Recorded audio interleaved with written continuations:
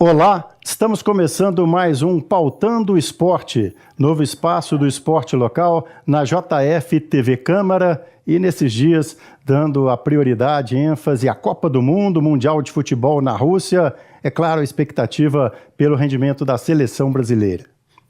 Entre os convidados de hoje vamos apresentar o Marcelo de Oliveira Mata, que é graduado em Educação Física na Universidade Federal de Juiz de Fora, mestre em Treinamento Esportivo na Universidade Federal de Minas Gerais, doutor em Ciência do Desporto na Universidade do Porto, em Portugal, e, entre outras atividades, coordenador do projeto de extensão de futebol da universidade, também com experiências no futebol profissional, sendo preparador físico do Tupi e do Manchester, né, que foi um time que juntou em uma oportunidade os 3 clubes da cidade ligados ao futebol profissional. Marcelo Mata, como que está vendo aí a preparação da seleção brasileira para a Copa do Mundo da Rússia? Obrigado pela presença. Como vai, Ivan? Obrigado aí pelo convite, uma saudação ao convidado. A gente tem acompanhado a preparação da seleção brasileira. Acho que essa preparação começou, na verdade, há 2 anos, aproveitando o tempo disponível nas convocações para as eliminatórias, para os jogos amistosos, já que atualmente as seleções mundiais têm pouco tempo para preparação, como era na década de 70, que os treinadores tinham 45 dias, 50 dias para treinar as equipes. Um pouco de esconde-esconde, né? O Tite libera apenas 30 minutos para preparação, para a imprensa, né? Para a imprensa filmar, fazer o seu trabalho, depois ele esconde o trabalho. E não acho errado, não. Acho que hoje você tem que esconder mesmo algumas armas que você vai preparar para a sua equipe. É verdade. Nós tivemos a oportunidade de acompanhar um dia de treinos, né? Lá na Granja Comaria, em Teresópolis, e realmente começa a atividade, marcada, por exemplo, o dia que a gente estava lá, esse especificamente às 16 horas, aí eles liberam, né, a movimentação dos repórteres cinematográficos no início, no aquecimento, depois pedem para não filmar mais, e naquele dia específico era o aniversário do Tite, e aí foi combinado, né, da assessoria com os profissionais de imprensa, se os jogadores fossem até os torcedores, aquele dia o treino era liberado, e aí novamente a imprensa teria acesso. E na verdade, né, até fica aquela curiosidade quando não mostra a imagem, mas pelo menos nessa sexta-feira específica, que foi o último dia, não teve nada demais o treino, né, mas os treinadores, a comissão técnica, todos têm os seus motivos, né, para não permitir a imagem específica. Outro convidado nosso também, nesse Pautando o Esporte, com foco na Copa do Mundo, é o preparador físico Luiz Augusto Alvim Alves, formado em Educação Física no Rio de Janeiro, começou no futebol em 2003, na Estácio de Sá, na 2ª divisão do Campeonato do Rio de Janeiro, passou pela base do Flamengo e tem experiências, né, muitos anos ligados, dedicados ao Tupi Futebol Clube, com passagens também pelo Sampaio Corrêa, pelo Bragantino, pelo Goiás. Luiz Augusto, obrigado pela presença. A gente aproveita para perguntar aquela preocupação do torcedor, né, que talvez não seja só do torcedor da seleção brasileira. É final de temporada na Europa, né? A gente teve o último episódio com participação de brasileiros, a final da Copa dos Campeões. Como que a turma, né, não só um preparador, é uma grande equipe, como conseguir administrar isso, tentar o que os preparadores trabalham como um grupo homogêneo até o Mundial? Com certeza. Primeiramente, obrigado pelo convite, Ivan. Prazer estar participando ao lado do mestre aqui. E realmente, essa questão do entrosamento, né, do grupo estar homogêneo, isso faz toda a diferença. Aí, apesar de, lá na Europa, né, eles já estarem em final de temporada, tem a questão também do ritmo de competição, né, do momento do jogador atual, e acredito que para a Copa do Mundo isso faz toda a diferença. O jogador está num ritmo bom de competição e a maioria dos atletas ali está com esse ritmo, né, exceção da nossa estrela, o Neymar, mas conseguimos aí um tempo hábil de recuperação para ele. Então, a maioria dos atletas está num momento importante nos seus clubes, né? questão emocional também, da confiança, de estar jogando titular e conquistando títulos. Isso é importante, ter um grupo vencedor num momento de Copa do Mundo. Tá certo. Então, foi a apresentação dos nossos convidados, preparador físico Luiz Augusto Alvim Alves, que até pouco tempo, né, estava no Tupi Futebol Clube, e também o professor Marcelo Mata. Está aí, então, a apresentação dos nossos convidados, Marcelo Mata e Luiz Augusto Alvim Alves, comentando aí esses bastidores da preparação da seleção brasileira. E o professor Marcelo Mata, né, doutorado em futebol, a gente tem uma curiosidade de saber sobre tática, né? A gente tem algumas referências de seleções que foram marcadas, ficaram caracterizadas por mudanças táticas, né? O famoso carrossel holandês, a Dinamarca, equipes que eventualmente não chegaram nem a conquistar o título, mas ficaram marcadas. Há alguma expectativa nessa Copa, pelo que o professor vem acompanhando, de alguma surpresa? Ou é difícil ter alguma novidade assim, pelo que a gente tem acompanhado e pelos estudos, né? Porque o professor Marcelo Mata concilia até a teoria com a prática, até pelo projeto que ele tem na Universidade Federal de Juiz de Fora. Olha, eu não posso afirmar que não haverá nenhuma inovação no futuro, porque eu lembro de uma leitura quando surgiu o WM, né, o propositor, o Chapman propôs isso, ele acreditou que o WM seria eterno no futebol, né?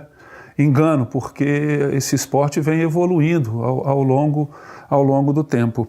E alguns momentos foram marcados. Você falou aí da Holanda, eu acho que a seleção brasileira também, de 82, foi uma marca. Então alguma coisa vai acontecer, talvez possa não ser na Copa do Mundo, mas em função do que acontecer na Copa do Mundo, os treinadores podem procurar novos antídotos para anular uma maneira de jogar no ataque, uma maneira de jogar na defesa, e esse resultado sair depois. Hoje, com a globalização, todas as equipes se conhecem, os jogadores se conhecem por jogarem num campeonato de altíssimo nível, que é a Champions League, eles já se conhecem. E algo novo, eu tenho lá minhas dúvidas se vai acontecer nessa Copa do Mundo, mas acredito que o futebol vai continuar evoluindo. Tem gente que gosta de colocar em números, tem gente que acha que não existe mais, né? Falar que é 4-4-2, 4-1, 4-1. Se tivesse que definir talvez um desenho para a seleção brasileira, você colocaria em números ou prefere definir de outra forma? Como que é o esquema do treinador Tite, pelo que foi aplicado até nas eliminatórias em amistosos? Eu conceituo tática da seguinte maneira: gestão de espaço. Tá? Ou seja, você tem um espaço delimitado, onde você vai ter que gerir no ataque, quando você estiver com posse de bola, você vai ter que gerir aquele espaço. Quando você não tem a posse de bola, você vai ter que gerir aquele espaço nas transições ofensivas e defensivas, e você vai ter que gerir o espaço nas bolas paradas, que atualmente são definidoras no jogo. E o início dessa gestão de espaço é essa estrutura, que hoje a nomenclatura utilizada é estrutura, uma estrutura onde você posiciona uns jogadores de uma maneira fixa, mas a gente sabe que não é fixo, é onde você vai jogar no ataque de uma maneira, você vai jogar na defesa de uma maneira, né? Então, por exemplo, o Brasil, acredito que ele vai jogar num 4-1-4-1. Isso é muito simples, porque se o Neymar abrir para a esquerda e não sei quem vai jogar na direita, se vai ser Felipe Coutinho ou William, você já passa para um 4-3-3. Se você adianta já o Marcelo, que está jogando muito mais de meia às vezes do que lateral, e você segura o Casimiro e avança o Danilo, você já passa para quase um 3-4-3. E você acha que na seleção brasileira, né, nesses jogos, principalmente daquela campanha que o Tite vitória em cima de vitória, a gente lembra que com o Dunga o Brasil não estava nem na faixa de classificação para a Copa do Mundo. Você acha que essas variações durante o jogo têm sido feitas? O Brasil tem conseguido mudar de maneira rápida, né? Muita gente falou também numa situação do falso 9, né? Tem umas expressões que surgem e de repente é o falso 9, é o falso 9. Você acha que essas mudanças durante o jogo têm sido bem feitas? É interessante isso. Só para o falso 9. Hoje, como a primeira linha está avançando, o goleiro está ficando de líbero, né? Os espaços muito curtos para você tentar penetrar, um jogador que joga de referência ali está mais difícil. Está mais difícil. Os gols agora você faz através de infiltrações, vindo de trás e infiltrando. Paulinho é um exemplo clássico da seleção brasileira. Ele vem de trás e infiltra. O que o Firmino tem feito, o que o Gabriel Jesus tem feito. Eles saem daquela linha de quadro, dão uma volta, de repente infiltra, né, com passes curtos, evitando que o goleiro jogue de líbero. Agora, eu acho que o Tite, ele tem o seu modelo. Não é o padrão. Padrão, quando é padrão, você não movimenta o padrão. Padrão, é uma coisa fechada. O modelo, você se adapta a diferentes situações. Ele tem uma ideia de equipe dele que eu entendo que ele tem como variar durante as partidas. E uma coisa interessante para falar é o seguinte: para ser campeão são 7 jogos. A primeira fase, quem vai propor jogo é o Brasil. A partir das oitavas, das quartas, da semi, ele vai ter equipes que vai propor jogo também, então ele vai ter que mudar um pouco, tá? Eu acho que a seleção, eu defendo muito o Tite, que eu acho ele um cara muito competente, eu acho um cara que se preparou para estar ali e ele está consciente dessas questões ao longo da competição. Luiz Augusto Alvim Alves, preparador físico, a gente tem percebido em jogos do futebol brasileiro, do futebol internacional, né, alguns treinadores têm optado por um empenho físico muito grande, talvez nos primeiros minutos, né, o que eles falam da marcação alta, tentando dificultar a saída de jogo, e aí fica aquela expectativa se os jogadores vão acompanhar ou manter um ritmo, não esse ritmo intenso o tempo todo, mas pelo menos não diminuir tanto o ritmo ao longo da partida.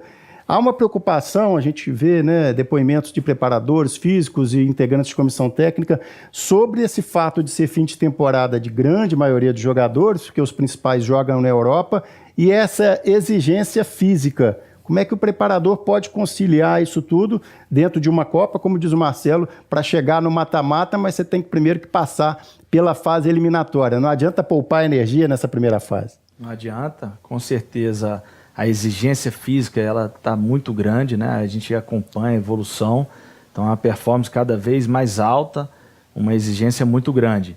E como a gente falou, em relação a essa questão de alguns estarem em final de temporada, pode acarretar sim um desgaste, mas apesar da questão física ser um fator muito preponderante no futebol, o futebol ainda é jogado, né? A gente sabe que essa questão física está muito nivelada, né, principalmente na Champions, no futebol europeu, aqui também Série A, B, né, a gente sabe que a exigência é tão grande, de forma que um jogador que está um pouquinho fora desse padrão, isso fica gritante, né?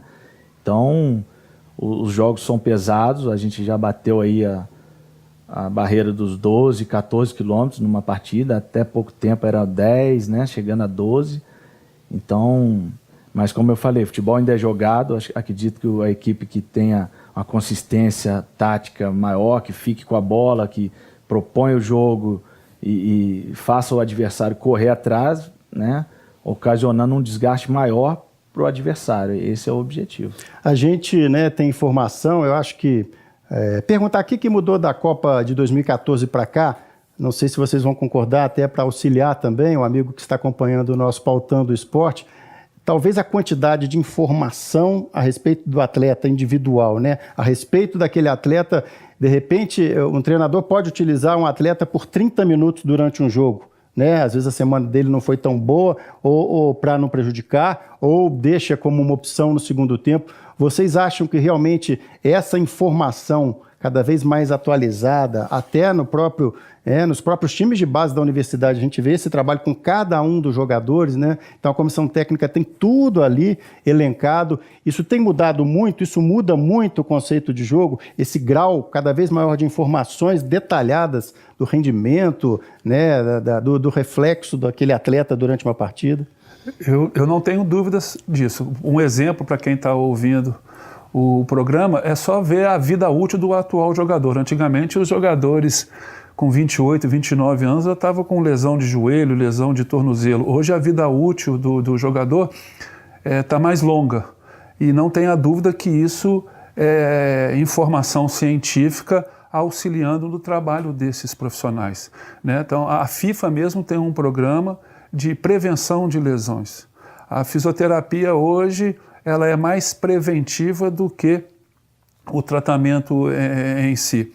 E na dimensão física, através das avaliações, na dimensão tática, comportamental, existem programas hoje, uma tecnologia que você filma o jogador, sabe a zona do campo que ele mais atuou, isso aí é perceptível em programas televisivos, né? Hoje, através do GPS, você tem informações da frequência cardíaca ou a distância que ele percorreu, qual a velocidade máxima que ele chegou, e isso ao longo do tempo você vai traçando um perfil daquele atleta e você vê se ele está caindo, se ele está mantendo, se ele está precisando melhorar, enfim, eu não tenho dúvidas de que essas informações elas auxiliam no espetáculo esportivo. O Luiz Augusto Alvim Alves vive, né, mais essa experiência de pressão, né, por ser um futebol profissional. E, eventualmente, jogadores que a torcida admira, aquela semana aquele jogador não teve um desempenho, não conseguiu fazer uma semana boa de treinos e, às vezes, a comissão técnica não tem como divulgar muito isso e o jogador que a torcida gosta não está relacionado nem para o banco de reservas, né? Mas a comissão técnica sabe por quê. Depois do intervalo, a gente vai voltar a esse assunto com os nossos convidados, o Marcelo Mata, o Luiz Augusto Alvim Alves, convidados desta nova edição do Pautando o Esporte.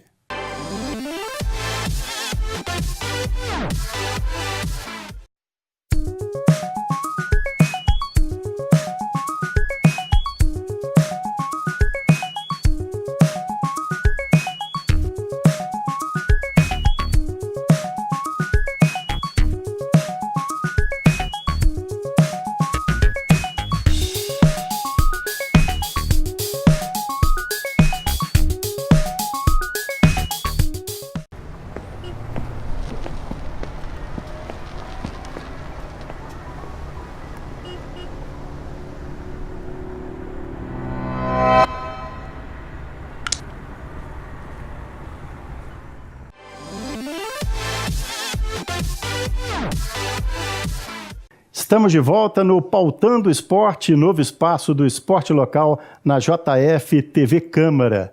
Esse mês a gente abordando com uma ênfase maior a Copa do Mundo e a gente estava querendo saber do Luiz Augusto nessa pressão, né? São informações que a comissão técnica, por algum motivo, às vezes não pode divulgar, mas de repente jogadores que a torcida admira, não estão nem relacionados, mas a gente vai saber que a semana dele não foi legal.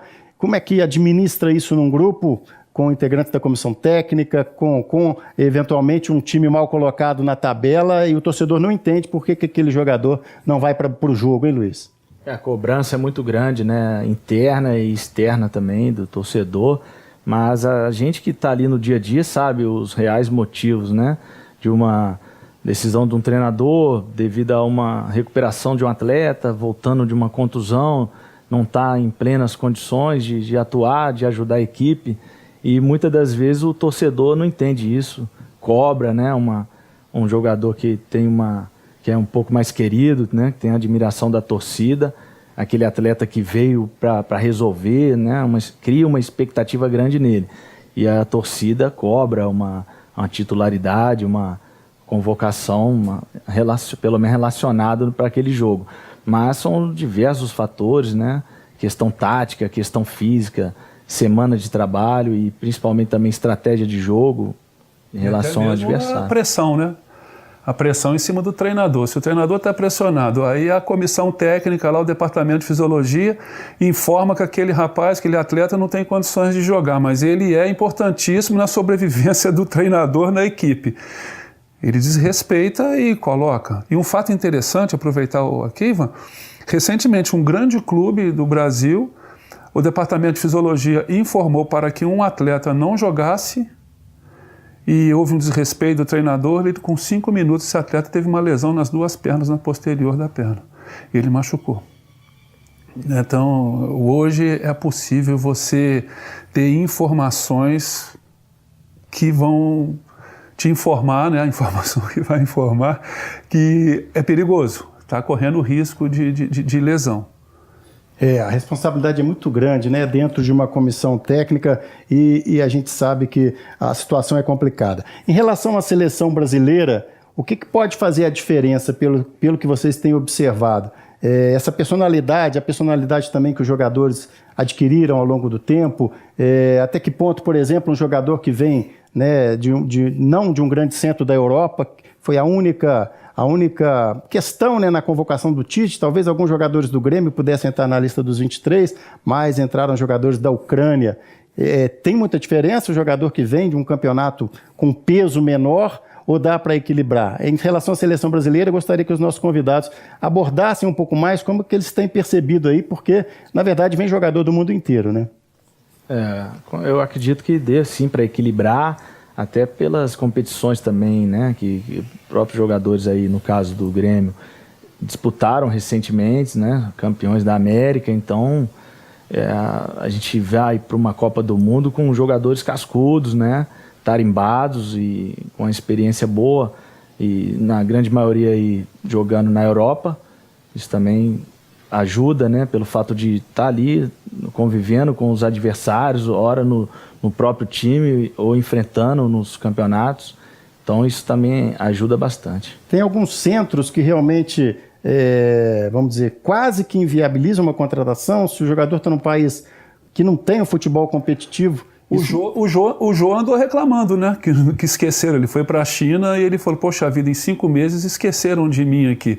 Ele tinha a pretensão de ser convocado, né? Mas na ideia dele.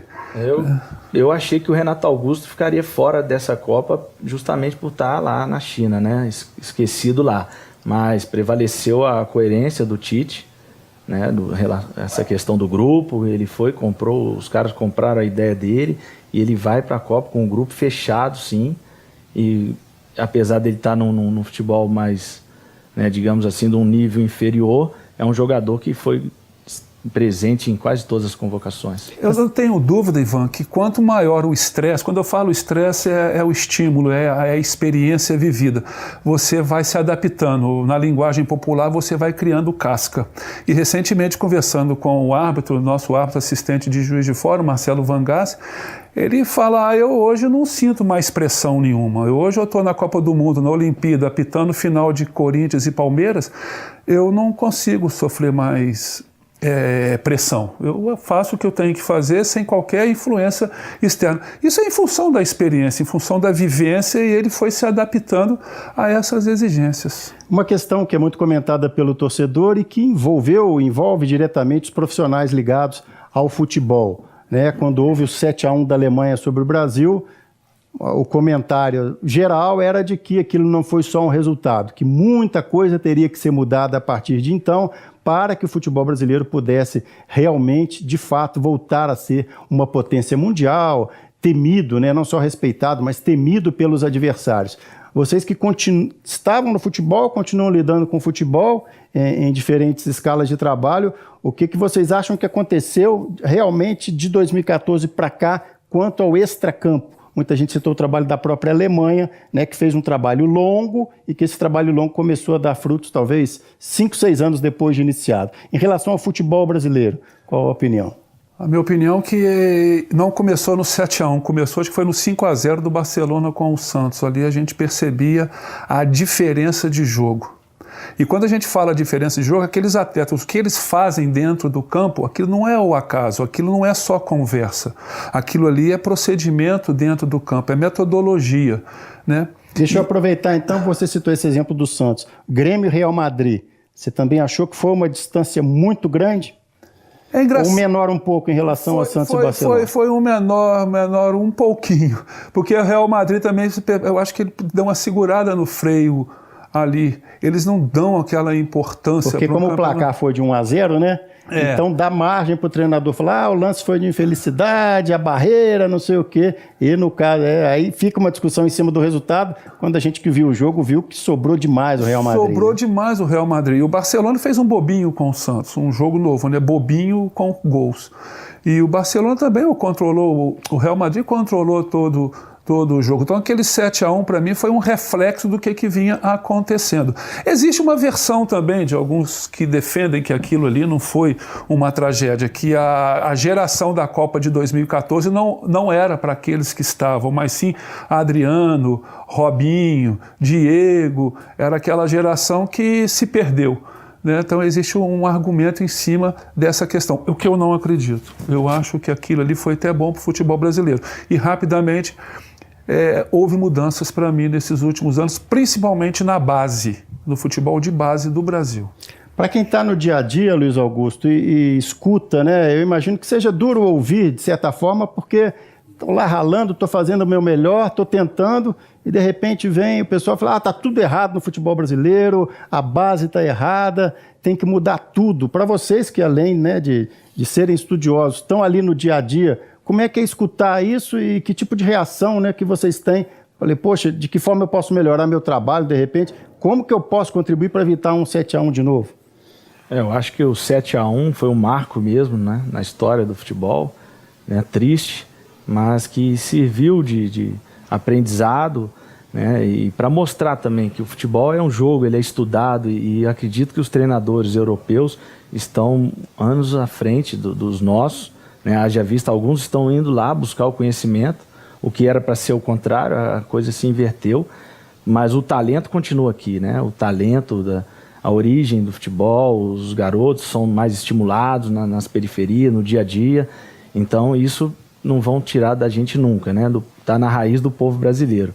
E em relação a isso, a gente fica chateado, né, quando é questionado, cobrado, mas faz parte do futebol, essa cobrança, pressão, né, quem não consegue conviver com essa pressão não pode trabalhar no futebol, né, é comum a nós, profissionais do futebol, então eu vejo com uma normalidade essa questão da cobrança. E a gente cai também na seleção brasileira na questão do Neymar, né? Em 2014 ficou evidente, né, a dependência do Brasil, o Fred ficou marcado como cone, né, foi ironizado bastante, e os defensores do Fred diziam, mas o Neymar também tem que levar 3 bolas para casa, a bola não vai chegar no Fred. No aspecto físico, né, não só considerando a habilidade do Neymar, em relação a 2014, talvez o Tite tenha equilibrado mais. Se o Neymar não desequilibrar, tem um grupo ali que possa dar conta do recado, não só na parte técnica, mas na parte física? Só voltando aqui ao que o Luiz Augusto falou, o Tite é um treinador que se preparou, né? Ele procurou a informação, e não só na questão tática, mas assim, de liderança, de ser o líder. Saber controlar aqueles jogadores. Também foi dito quando o Daniel Alves se contundiu, né, que o Tite perdeu o irmão mais velho do Neymar, né? O cara que segurava a onda dele ali nos bastidores, que isso teria que ser contornado também. É outro líder que eu gosto muito, o Daniel Alves, eu gosto muito dele também. Agora, relativamente à sua pergunta, o Neymar, eu acho que o Neymar, aquela lesão dele, acabou ajudando. Apesar dele estar com um pouquinho com medo, porque ele descansou, ele vai estar tendo uma pré-temporada aí que seja de uns 30 dias, 40 dias. E o ritmo? Vamos passar a bola para o Luiz. A questão do ritmo, a gente vai ter 2 amistosos, né? Para ele se preparar, jogos pesados, mas aquele jogo que todo mundo vai tirar o pé, né? Por estar prestes a uma estreia de Copa do Mundo.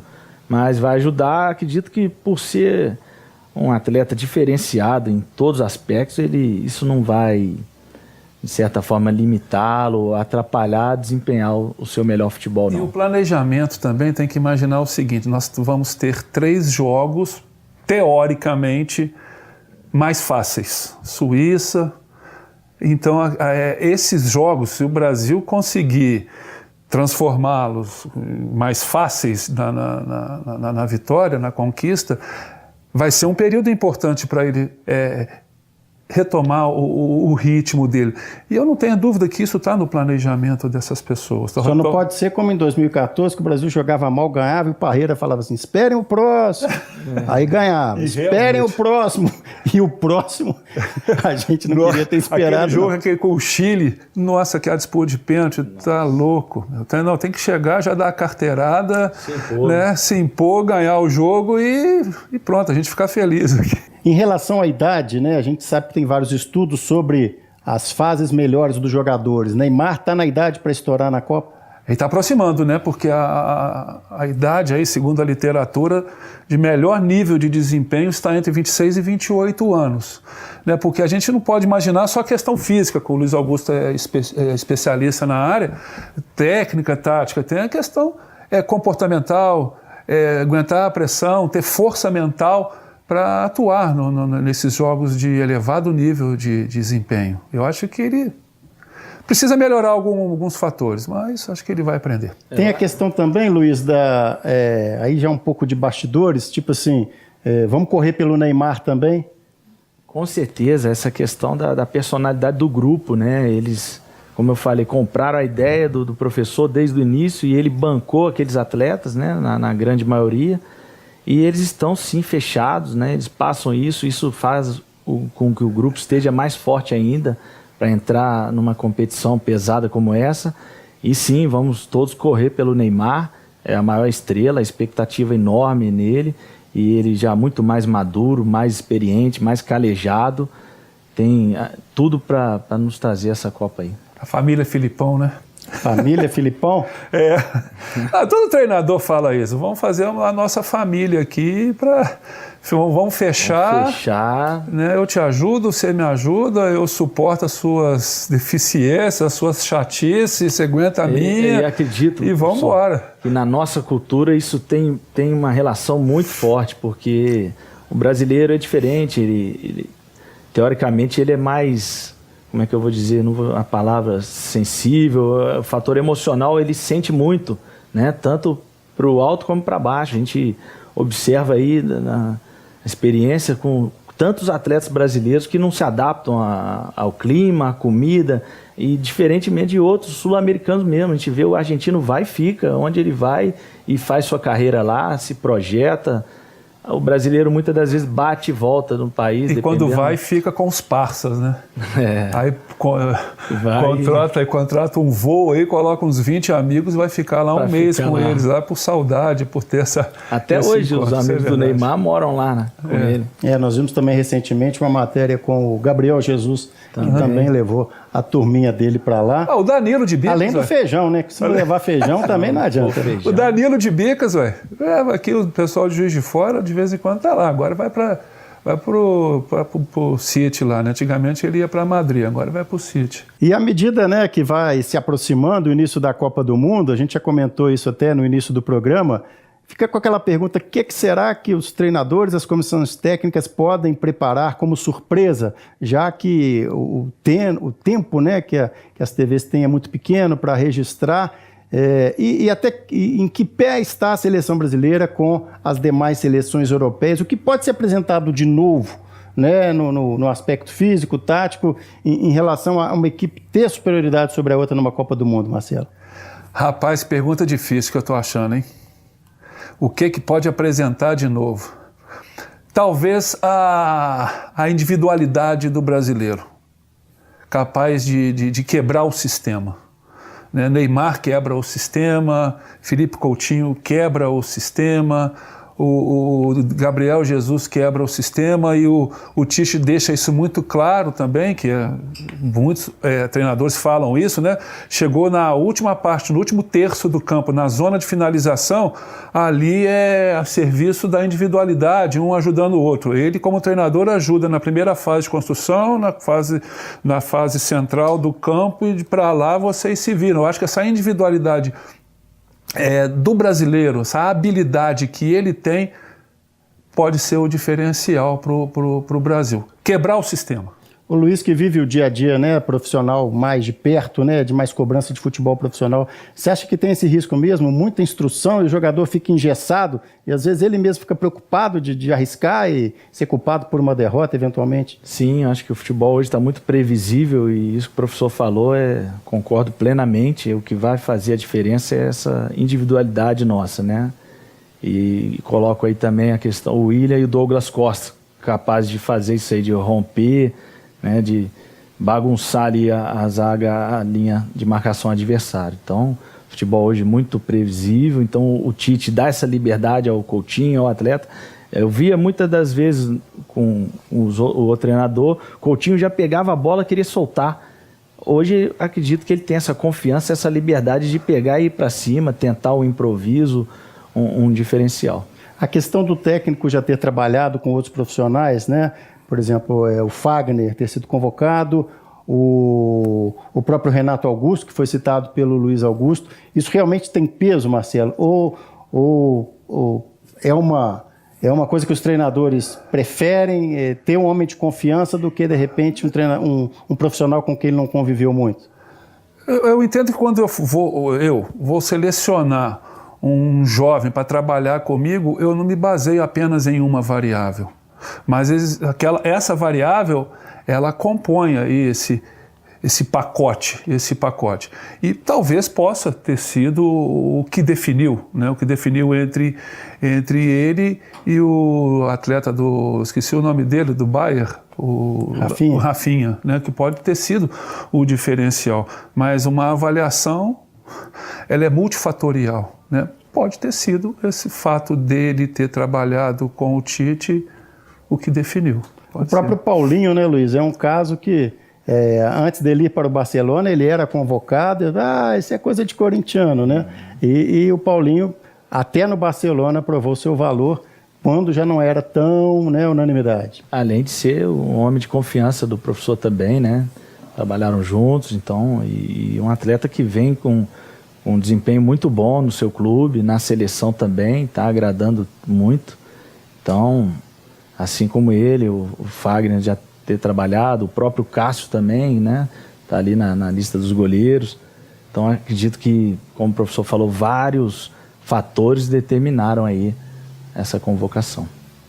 Tá certo. Estamos chegando ao final do Pautando Esporte, novo espaço do esporte local na JF TV Câmara, com apoio do Plask, do Centro de Futebol Zico Juiz de Fora, nosso estúdio hoje, loja Nação Rubro-Negra Juiz de Fora, Ibitipó Coffee Road, Iperrou Embalagens, Prefeitura de Juiz de Fora e Faculdade de Educação Física da Universidade Federal de Juiz de Fora. Até o próximo Pautando Esporte.